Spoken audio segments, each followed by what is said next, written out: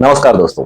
आज का एपिसोड थोड़ा अलग है क्योंकि आज न्यूज नहीं एक फुल वेब सीरीज चल रही है जिसमें एक साइड इंटरनेट विथेल्ड हो रहा है, दूसरी side cylinder out of stock, तीसरी साइड कंपनीज को 263 करोड़ का सरप्राइज टेस्ट मिल रहा है और ग्लोबल लेवल पे मिसाइल्स भी ट्रायल वर्जन में लॉन्च हो रही है। मतलब एक तरफ आपका ट्वीट सेफ नहीं है, दूसरी तरफ आपका चूल्हा सेफ नहीं है और तीसरी तरफ दुनिया का फ्यूचर भी बफरिंग पे चल रहा है। ये वो टाइम है जहां रियलिटी इतनी अपसर्ड हो गई है कि सटायर को भी कंपटीशन मिल रहा है। तो आज हम ब्रेक डाउन नहीं करेंगे, आज हम बस देखेंगे कि सिस्टम का सेंस ऑफ ह्यूमर हमसे ज्यादा डार्क कैसे हो गया। आज की ब्रेकिंग न्यूज ये है कि इंडिया में कुछ एक्स यानी ट्विटर अकाउंट्स को विथहेल्ड कर दिया गया है।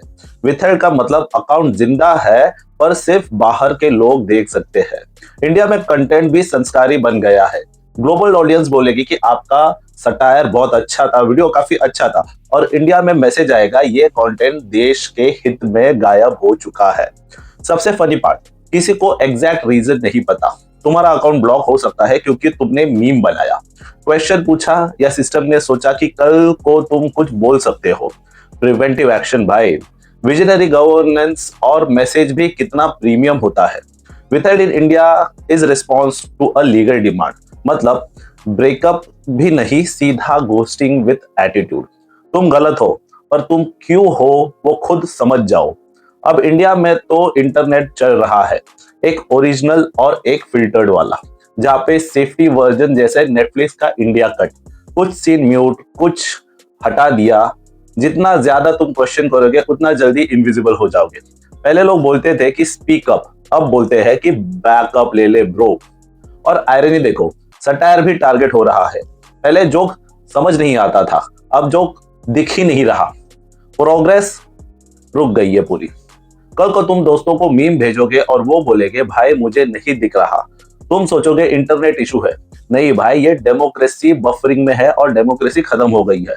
तो हाँ, फ्रीडम ऑफ स्पीच बिल्कुल है, बस थोड़ा लोकेशन डिपेंडेंट फ्यूचर बन गया है। वीपीएन लगवा लो, नहीं तो तुम भी गायब हो जाओगे। This opinion is not available in the region. Like कर देना यार, तुम लोग साला सब्सक्राइब नहीं करते हो। जब तक तुम सब्सक्राइब करोगे तब तक ये साला पता चला ये वीडियो भी विथेल्ड हो गया। आज का इंडिया एकदम इंटरेस्टिंग मोड में चल रहा है।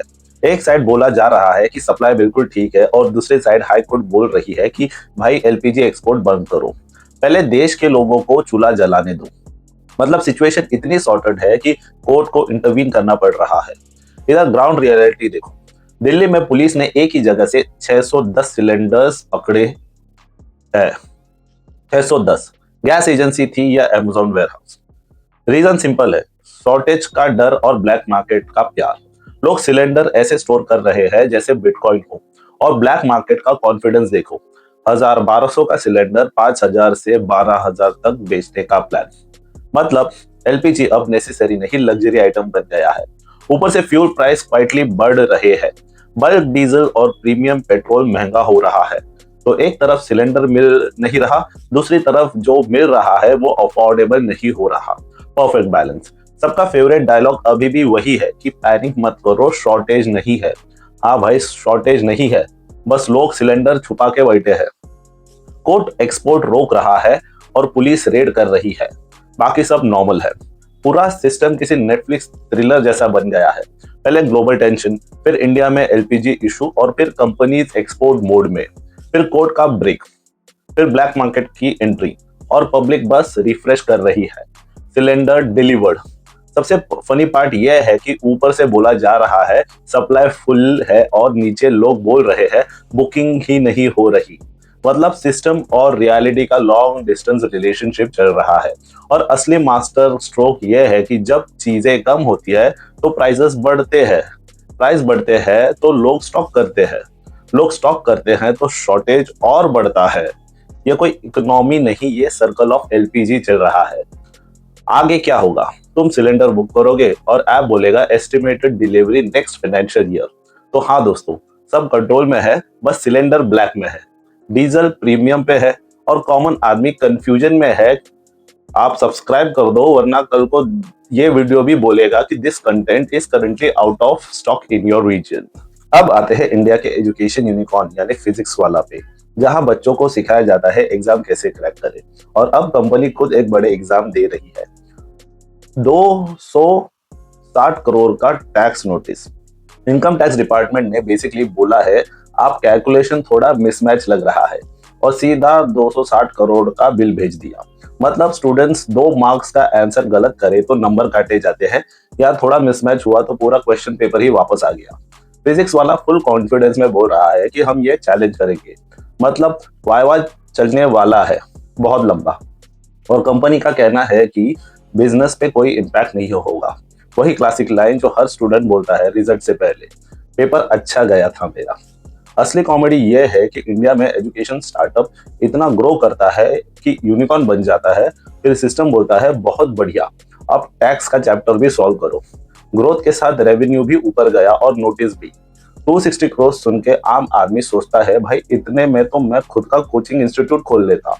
और इधर स्टूडेंट ईएमआई पे कोर्स ले रहा है और कंपनी एक बार में 260 करोड़ का नोटिस रिसीव कर रही है। यह है असली रिटर्न ऑन एजुकेशन। एक तरफ बच्चे एग्जाम के लिए रिवीजन कर रहे हैं, दूसरी तरफ कंपनी अपनी टैक्स फाइलिंग रिवीजन करेगी। और सबसे डार्क आयरनी यह है कि जहां स्टूडेंट्स को सिखाया जाता है स्टेप्स दिखाओ तो मार्क्स मिलेंगे, वही टैक्स डिपार्टमेंट बोल रहा है स्टेप्स दिखाओ वरना 260 करोड़ भरो। तो हाँ दोस्तों, इंडिया में एजुकेशन सिर्फ स्टूडेंट्स के लिए टफ नहीं है, कंपनीज के लिए भी है। जैसे ही इनका नाम फोर्ब लिस्ट पर्सन में आया, इनकम टैक्स ने नोटिस भेज दिया। मतलब इनको पता ही नहीं था कि ये बंदा इतना पैसे वाला है, इतना पैसा छाप रहा है। फॉरेन मीडिया ने फोर्ब्स से कुछ छापा, तब जाके इनकी बत्ती चली और अथॉरिटीज को पता चला अरे बाप रे इसके पास भी इतने सारे पैसे हैं। इसमें कोई सरप्राइज नहीं है, ये इंडियन सिस्टम ऐसे ही चलता है, वो रिएक्शन पे चलता है। वो खुद कुछ आर&डी करता नहीं है, बाहर से लोग आके दरवाजा खटखटा के बोलते हैं, तब जाके ये लोग कुछ एक्शन लेते हैं। इस बार यहाँ पे भी ऐसे ही हुआ है। आप लोग भी थोड़ा ये वीडियो लाइक कर दो, नहीं तो ये कंटेंट को भी कोई रीअसेसमेंट का नोटिस भेज देगा। अब बात करते हैं सबसे बड़े इंटरेस्टिंग टॉपिक के, यानी कि ईरान इजराइल यूएस वॉर पे। ग्लोबल लेवल पे अब सीन और भी इंटरेस्टिंग हो गया है। ईरान ने 4000 किलोमीटर दूर बैठ के यूएस यूके के डिएगो गार्सिया बेस पे मिसाइल भेजने की कोशिश कर दी।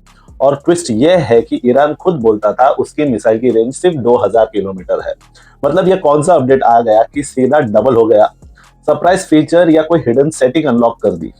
मिसाइल प्रॉपरली हिट नहीं हुई, एक फेल हो गई और एक को इंटरसेप्ट कर लिया गया। पर मैसेज तो काफी क्लियर था, डैमेज हो या ना हो टेंशन फुल डिलीवर हो गई है।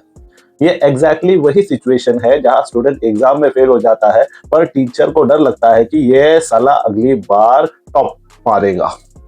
और डियो गार्सिया कोई छोटी मोटी जगह नहीं है, ये यूएस यूके का मेजर मिलिट्री बेस है जहां से पूरा रीजन ऑपरेट होता है। तो हाँ, बेसिकली बोल रहा है कि सेफ जोन नाम की कोई चीज नहीं होती, बस आपको लगता है। सबसे डेंजरस चीज यह है कि अटैक सक्सेसफुल नहीं था। डेंजर और पहले दुनिया सोच रही थी कि ईरान की रेंज लिमिटेड है, अब सब बोल रहे हैं कि एक्चुअल रेंज कितनी और क्या क्या छुपा रखा है इन्होंने अपने तहखानों में। ये बिल्कुल किसी हॉरर मूवी जैसा सीन है। मॉन्स्टर दिखाई तो देता है पर साला उसका आवाज पहले आ जाता है। एक्सपर्ट्स भी कंफ्यूज्ड मोड में है, ये तो मिसाइल अपग्रेड हो चुकी है या फिर दुनिया को अब तक हाफ ट्रूथ ही दिखाई जा रहा था। मतलब आईफोन का एड 10 फीचर्स बताता है और असली फोन में सिर्फ 25 निकल आते हैं। और अगर 400 किलोमीटर सच है तो यूरोप भी रेंज में आ जाता है और इंडिया भी रेंज में आ जाता है। मतलब पहले वॉर मिडिल ईस्ट तक लिमिटेड थी, अब डिलीवरी अवेलेबल वर्ल्ड वाइड हो गया है। सबसे डार्क आयरनी, मिसाइल टारगेट तक नहीं पहुंची पर जो फियर था वो परफेक्टली डिलीवर हो गया। प्रोडक्ट फेल हुआ लेकिन मार्केटिंग बिल्कुल सक्सेसफुल हो गई। अब वॉर सिर्फ मिसाइल का नहीं है, अनसर्टेनिटी का है। किसको किसको पास कितनी पावर है किसको एग्जैक्ट नहीं पता, और जब पता नहीं होता तब सबसे ज्यादा डर लगता है। पहले कंट्रीज बोलती थी हमारे पास इतनी पावर है, अब वो बोल रही है कि गेस करो। तो दोस्तों आज का एपिसोड का मॉरल सिंपल है, चाहे आप ऑनलाइन हो या ऑफलाइन, इंडिया हो या ग्लोबल स्टेज, एक चीज कांस्टेंट है, वो है अनसर्टेनिटी। क्या ब्लॉक हो जाए, क्या महंगा हो जाए, किसको नोटिस आ जाए या कौन मिसाइल भेज दे, सब सब्जेक्ट टू सडन अपडेट है। और इस पूरे क्योस में कॉमन आदमी बस एक ही काम कर सकता है, वो है एडजस्ट। तो हाँ, लाइक शेयर सब्सक्राइब कर दो, क्योंकि आजकल सिर्फ कंटेंट ही नहीं, रियलिटी भी कभी भी अनअवेलेबल हो सकती है।